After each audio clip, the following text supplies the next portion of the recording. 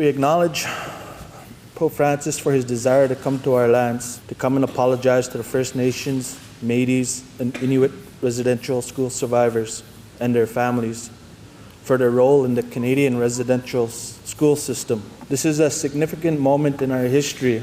It is also a delicate time. As Indigenous people, we begin a long and difficult road of healing and hope for the future. Today, there is an opportunity to walk together in truth and reconciliation.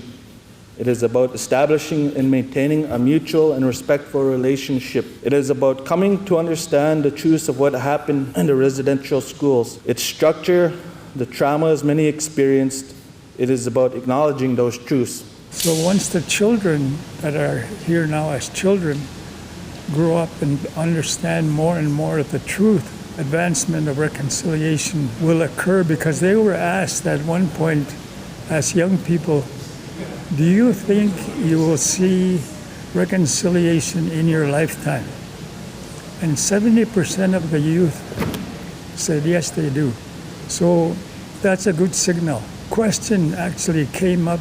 I remember the day, I remember the girl's face during one of our hearings that said to us as commissioners, what about me and us, she said, that were born after? We didn't go to residential school. Our parents or our grandparents did, but we suffered the same consequences. What about us? And that's when we started realizing and to look at intergenerational trauma. And I think you see that unraveling in the streets of the cities. You see that in the inmate populations, in the prisons. You see that in the hospital statistics in terms of illness. I think all of that will gradually get better. This is important to, Maskwacis, because for me, healing begins, reconciliation begins, and I'll use that word healing, begins when we start speaking the truth. And truth begins with an apology.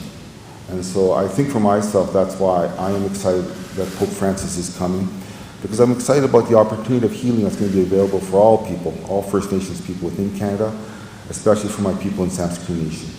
And so, so with that, for myself, I just want to say welcome Pope Francis, and I'm looking forward to it. My elders who are part of residential school survivors are most of them are excited about it, and for everyone else, I welcome your healing to begin.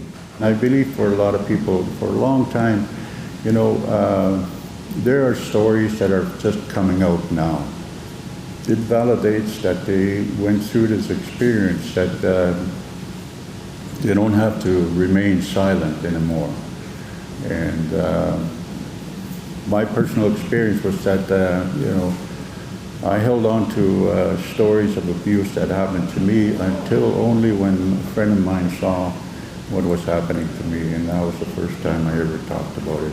And I never said anything about it to my parents or to anyone, and I kept it all this time and until I was able to release it. So it's a validation that this thing happened, and that it's okay to bring it out and tell the story. It's okay to